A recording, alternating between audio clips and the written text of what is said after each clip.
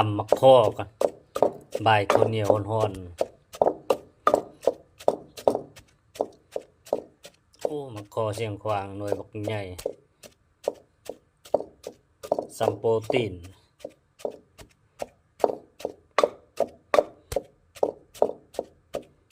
ตำโทรศัพท์ไปพร้อมโอ้เกือบครึ่งอันคกใหญ่โอ้หนึ่งข้าวฮ้อนเนาะข้าวเหนียวข้าวเล็บสร้างนะบ่ายเข้ากันนะจึกจับกันได้เนี่ยบ่ายกับหังมิมก่อน